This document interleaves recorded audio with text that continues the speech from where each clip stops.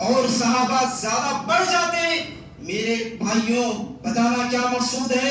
اگر میں اور آپ تراویح کی نماز پڑھتے ہیں، اگر ایک دن امام صاحب لمبی نماز کر لے تو دوسرے دن ہماری عدد کے اندر، ہمارے لوگوں کے اندر، نمازیوں کے اندر کمی ہونے لگتی ہے، دور بھاگنے لگتی ہے کہ لمبی نماز ہونے لگی. جب صحابہ کرام کو دیکھیے کہ صحابہ کرام لمبی نماز ہوتی ہے تو ان کی عدد میں کمی نہیں آتی، بلکہ صحابہ زیادہ ہی زیادہ ہو رہے ہیں. یہ صحابہ کا شوق عبادت تھا.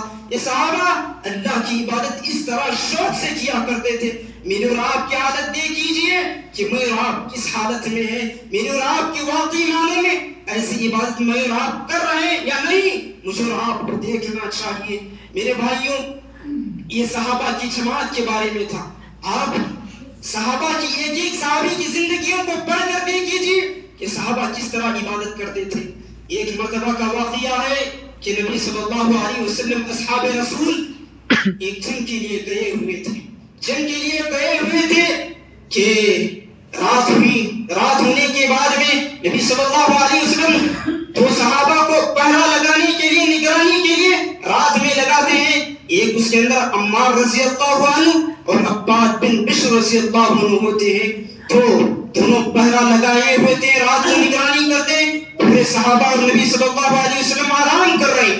تو یہ دو صحابی دونوں کے دونوں یہ معاہدہ کرتے ہیں، یہ بات کر لیتے ہیں کہ کچھ رات آپ سو جائیے، کچھ رات سونے کے بعد میں کچھ رات جاؤں گا، اس کے بعد پھر آپ اٹھیے، میں آرام کروں گا، پھر آپ جاگیے. یہ دونوں معاہدہ کر لیتے ہیں، بات کر لیتے ہیں. لیکن عمار رضی اللہ عنہ کی باری ہوتی ہے سونے کی. عمار رضی اللہ عنہ سو جاتے ہیں. سو جانے کے بعد میں عباد بن بشر رضی اللہ عنہ یہ جاگے ہوئے ہوتے ہیں، نگرانی کرتے ہوئے رہتے ہیں.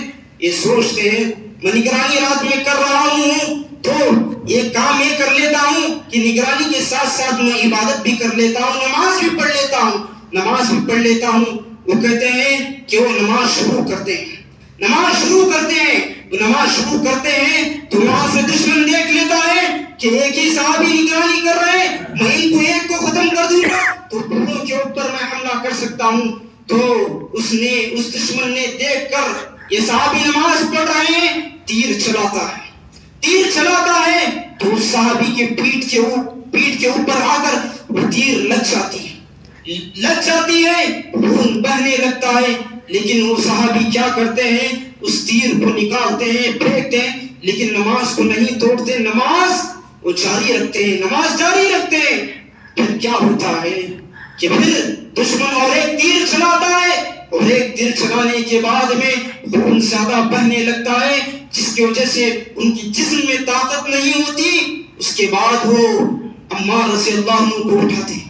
تو عمار رضی اللہ عنہ کیا دیکھتے ہیں کہ عباد بن بشر پورے خون کے اندر لطپت ہے، خون بہتا جا رہا ہے.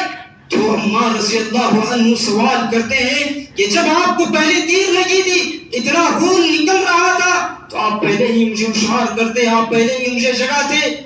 تو عباد بن بشر کیا جواب دیتے، اتنا بہترین جواب دیتے. کہتے ہیں کہ میں نماز پڑھ رہا تھا، اللہ کی عبادت کر رہا تھا، میں سورہ کہف کی تلاوت کر رہا تھا. سورہ کہف کی تلاوت میں مجھے اتنی لذت مل رہی تھی، اتنا مزہ آ رہا تھا کہ میں اس سورہ کہف کو کہاں چھوڑوں، اور چھوڑ کر نماز کو ختم کر میں تمہیں اٹھانا مناسب نہیں سمجھا، اس لیے کہ مجھے اس قرآن مجید کو پڑھنے کے اندر، نماز پڑھنے کے اندر اتنی لذت مل رہی تھی. اللہ اکبر. دیکھیے میرے بھائیوں، یہ صحابہ کا یہ حال تھا. آج میرے اور آپ کا حال دیکھیے، نماز کے اندر میرے اور آپ کا شوق کتنا ہے. میرے اور آپ کی نمازیں کہاں ہیں؟ کیا مجھے اور آپ کو ایسی لذت مل رہی ہے؟ یہ صحابہ کرام تھے میرے بھائیوں، ایسی عبادتیں کرتے تھے، ایسے وہ شوق سے عبادتیں کرتے تھے. یہی وجہ ہے کہ صحابہ کرام کو اور ہم کو رکھ کر کسی نے کہا تھا، جو صحابہ تھے، یہ صحابہ جو تھے یہ کردار کے غازی تھے، وہ گفتار کے غازی نہیں تھے. میرے بھائیوں، میں اور آپ آج مجلسوں میں بیٹھتے ہیں، کہیں پر بیٹھتے ہیں تو بڑی باتیں کرتی ہیں، بڑی میں اور آپ باتیں کرتے ہیں. جب عبادت کا معاملہ آتا ہے تو عبادت میں زیرو ہوتے، عبادت میں آپ کچھ نہیں کرتے۔ تو صحابہ کرام کو دیکھ لیجئے، صحابہ کرام باتیں کم کیا کرتے تھے، عبادتیں زیادہ کیا کرتے تھے۔ یہی وجہ ہے کہ ان کو گفتار کا غازی نہیں بلکہ کردار کا غازی کا، مگر آپ کردار کے غازی ہیں، گفتار کے غازی نہ رہے۔ میرے بھائیوں، ایک تابعی کے بارے میں آتا ہے، ان کی عبادتوں کو دیکھ کر، ان کے شوق عبادتوں کو دیکھ کر لوگوں نے کہا آپ اتنی نمازیں، اتنا زیادہ نمازیں کیوں پڑھتے ہیں؟ تو آپ کچھ اپنے جسم کو راحت دیجیے، اپنے جسم کو کچھ سکون آپ پہنچائیے۔ تو اس وقت وہ تابعی کیا کہتے ہیں، آپ جواب ان کا سن لیجیے۔ وہ تابعی کہتے ہیں میں جو عبادتیں کر رہا ہوں، جو میں یہاں پر محنتیں کر رہا ہوں، یہ راحت پانے کے لیے میں کر رہا ہوں، راحت پانے کے لیے کر رہا ہوں۔ اگر میں یہاں محنتیں کروں گا، یہاں اللہ کی عبادت میں کروں گا، تو کل قیامت کے دن، کل قبر میں جا کر میں راحت پاؤں گا۔ اگر میں یہاں عبادتیں نہیں کروں گا، یہاں محنتیں نہیں کروں گا، کل کا دن مجھے سکون نہیں ملے گا، کوئی راحت نہیں ملے گی۔ میرے بھائیوں، خلاصہ کلام کیا ہے؟ عبادتوں میں مجھے اور آپ کو شوق پیدا کرنا چاہیے۔ نبی صلی اللہ علیہ وسلم کیسے شوق سے عبادتیں کرتے تھے، اصحاب رسول کیسے شوق سے عبادتیں کرتے تھے۔ ایک صحابی کی زندگی کو آپ پڑھ لیجیے کہ وہ کیسے شوق کی عبادتیں اللہ تعالیٰ کی کرتے تھے۔ میرے بھائیوں، مجھے اور آپ کو بھی وہ صفت پیدا کرنی چاہیے۔ اگر رمضان کا مہینہ پائے، اگر رمضان کا مہینے کو ہم صحیح معنوں میں فائدہ نہ اٹھائے، تو وہ انسان کتنا بدبخت ہوگا اور کتنا غفلت والا انسان ہوگا۔ میرے بھائیوں، اس رمضان کے مہینے کی اہمیت کو جانیے۔ اس رمضان کے مہینے کو صرف ابھی میرے اور آپ کے پاس 15 دن، زیادہ سے زیادہ 15 سے 17 دن بچے ہوئے، آپ فل محنتیں کیجئے۔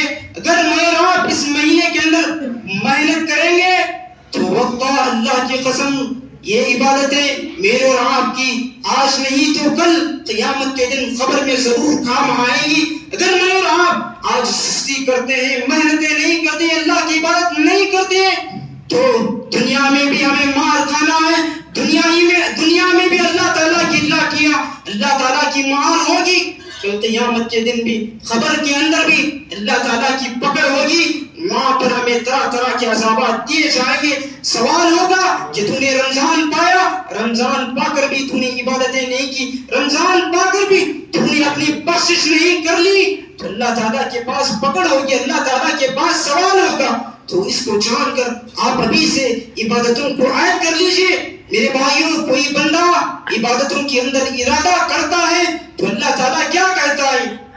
اگر بندہ میری عبادتوں کے تعلق سے ارادہ کرتا ہے تو اللہ تعالیٰ کیا کہتا ہے؟ کہ اللہ تعالیٰ کہتا ہے اگر کوئی بندہ میری طرف ایک غض آتا ہے تو اللہ تعالیٰ، بندہ چل کر آتا ہے تو اللہ تعالیٰ اس کی طرف دوڑ کر آتا ہے۔ کوئی بندہ ایک غض آتا ہے تو اللہ تعالیٰ ایک ہاتھ اس کی طرف آتا ہے۔ اللہ تعالیٰ اتنی آسانیاں عطا کر رہا ہے رمضان کے اندر۔ اللہ تعالیٰ نے اتنی آسانیاں مجھے اور آپ کو کیوں دی؟ یہ نیکیاں کمانے کے لیے۔ مگر آپ آگے بڑھ کر نہ آئے تو پھر کیا ہوگی؟ میری اور آپ کی زندگی کیسے ہوگی؟ کتنی شرمناک ہوگی۔ میرے بھائی سوچئے سمجھیے، عبادتیں کیجیے۔ اللہ تعالیٰ نے جو حیات دی ہے، زندگی دی ہے، ایسے ہی بیکار میں نہیں دیے گپ شپ گزارنے کے لیے، ایسے ہی زندگی گزارنے کے لیے۔ ایک ایک لمحے کے بارے میں سوال ہوگا۔ تو اللہ تعالیٰ سے میں دعا کرتا ہوں کہ اللہ تعالیٰ مجھے اور آپ کو کہنے اور سننے سے زیادہ عمل کرنے کی توفیق عطا فرمائے۔ جو رمضان کا مہینہ ہے، اللہ تعالیٰ مجھے اور آپ کو صحیح معنوں میں اس کے اندر اللہ تعالیٰ عبادتیں کرنے کی توفیق عطا فرمائے۔ آمین ثم آمین۔ وآخر دعوانا ان الحمد للہ رب العالمین۔